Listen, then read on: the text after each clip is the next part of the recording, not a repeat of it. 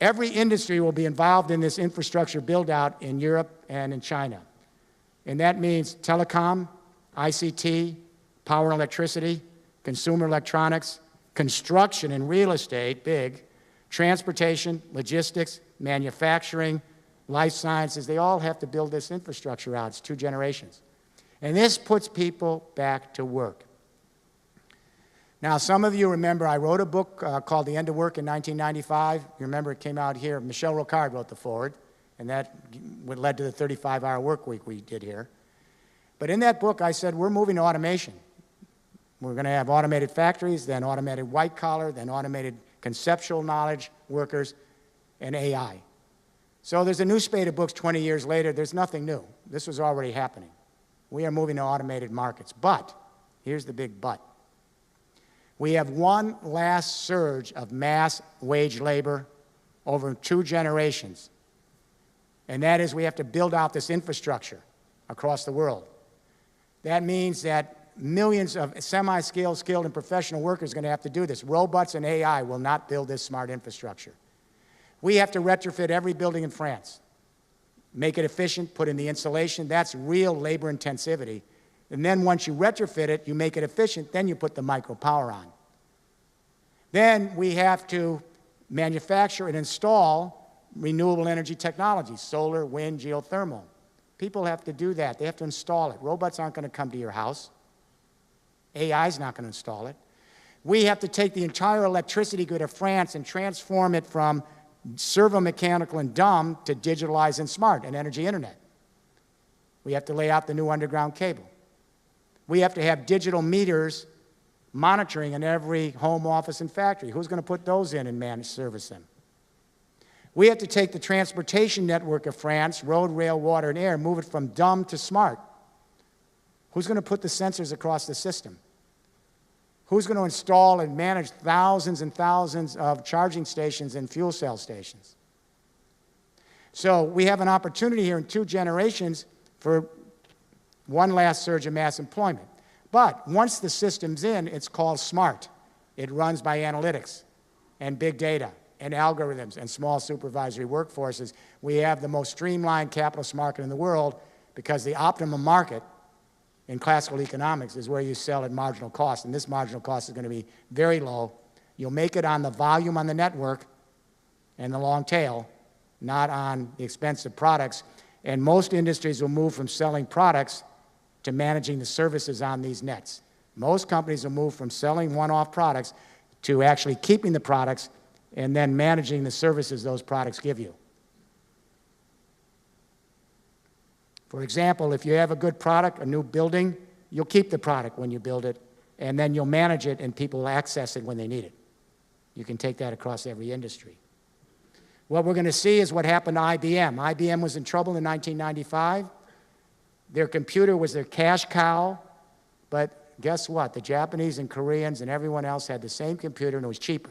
No margins left in the box. So Lou Gerstner said, well, we might be out of business. Nobody needs the box. That's just a box, the computer. So what do we have that people really need? And they decided they know how to manage information, and now everyone has a CIO, and everybody's managing information. This is now going to happen across many industries, where we're moving from selling the box to helping direct and manage the networks and service those networks in a globally connected world. Let me say in the end that the technology's there. We're lucky, but I got to say that technology isn't going to get us to where we need to go by itself. I'm not a technological utopian. I'm not a futurist. I'm not a determinist about technology. I've had many technologies that I've been critical of, as you know, like GMOs. We started that confrontation in our office 20 years, 25 years ago.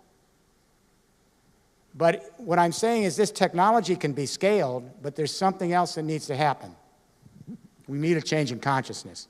And we need it quick, in one generation that separates your grandparents and parents from your grandchildren. It's got to happen in one generation. And I'm guardedly hopeful, but I'm not naive. I don't know if we'll make it. I honestly don't know. I really think it's bad. But we've got a shot, and what I do know is the human race is the most social creature on earth. And once we get it right, the story, We move very quickly. We electrified the whole world in less than 50 years, most of the world. That's amazing. So, here are the three things I think are happening that give me some guarded hope. We're seeing a definitional change on three major categories: how young people view freedom, power, and community. The older generation in this room, we all view freedom in the British and Anglo-American Enlightenment idea. The French took it on too, that each person is an autonomous agent. Every baby seeks their autonomy. They seek their self-interest. They seek to be independent, not beholden, self-sufficient, and an island to themselves. And the more you can become an island to yourself, the more free you are.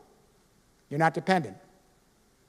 So freedom in the old view is exclusivity. For a young millennial, that notion of freedom is death. For them, the ability to flourish, if freedom is the ability to flourish, it's directly relational to the amount of network communication they have. It's not ownership, it's access. And for them, autonomy is death. Every moment they seek to be connected, to be engaged, to share their talents with each other in global networks. They're in the biggest family app in the history, the Facebook, and they're Skyping on global classrooms. So for them, freedom is not exclusivity, it's inclusivity. It's not being an island and autonomous, it's being engaged and connected in network after network after network. That's a completely different definition of freedom. That's a game changer.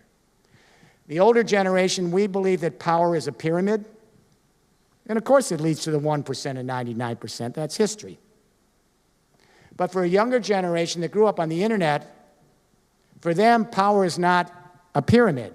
Power is lateral scaling networks because millions of them come together on an even playing field. They share their talents, open source. They create their social capital. And for them, power is the network. And the networks are designed to be distributed, open, collaborative, transparent, and laterally scaled. Power is networks, and those are laterally scaled. That's a whole different definition of power. Finally, I'll end with this. It's about community. I'm sure I'm the oldest person in the room tonight. I grew up in a geopolitical world. Most all of you did. Post-Westphalia, the geopolitical world, every individual is a sovereign. We pursue our self-interest. We compete with other individuals for scarce resources in a zero-sum game world, correct? Our nation represents us and they're sovereigns, and they compete with other nations who are sovereigns, and each one is competing in the marketplace and the battlefield for scarce resources in a geopolitical world, zero-sum game, correct? Can anyone tell me tonight how we address climate change and survive on this planet in the next 8 decades with that form of consciousness?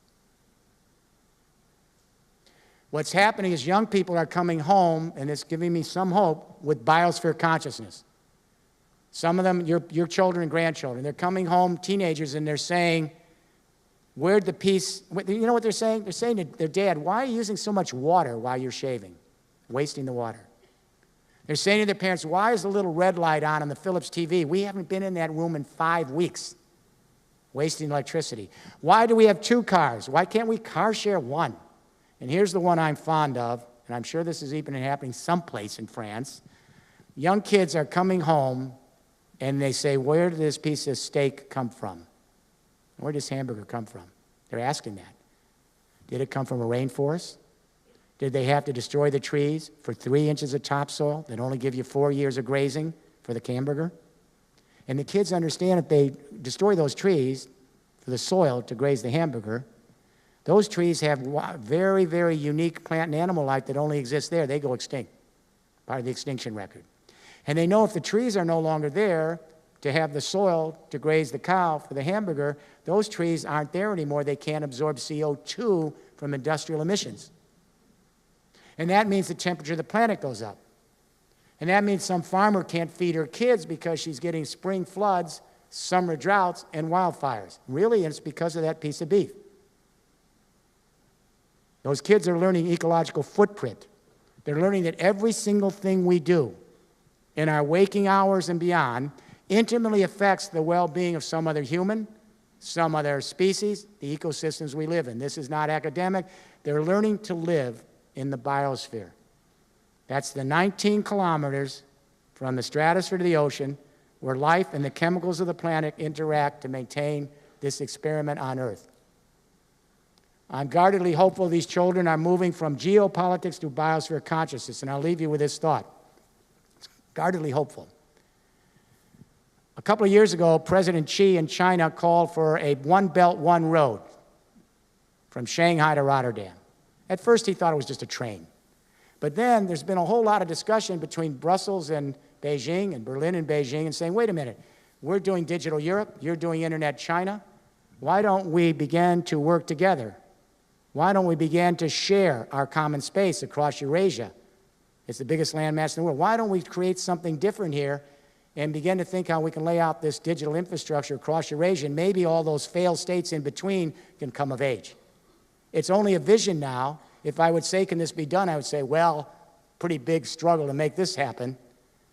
But at least it's new thinking, because you can't control this. Because this distributed system means that anybody, where they are locally, can choose to stay on the system or go off. It can't be controlled by centralized power. This is a new type of space. This is the commons.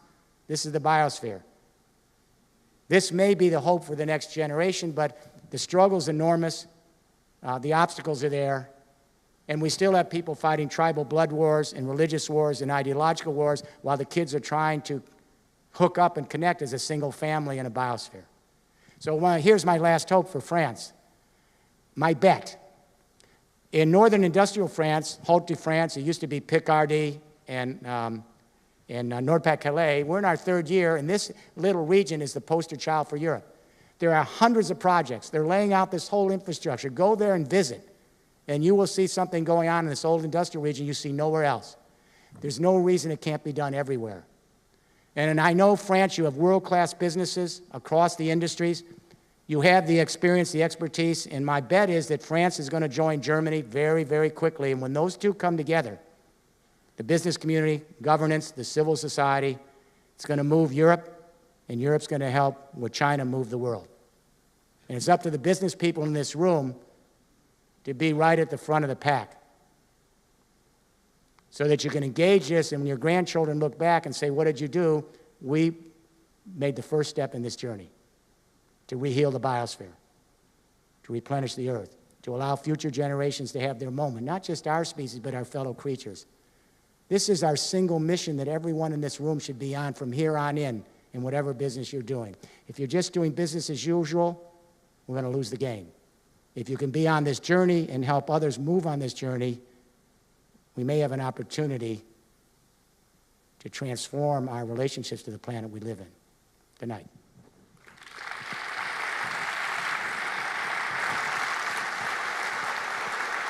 Thank you. Thank you.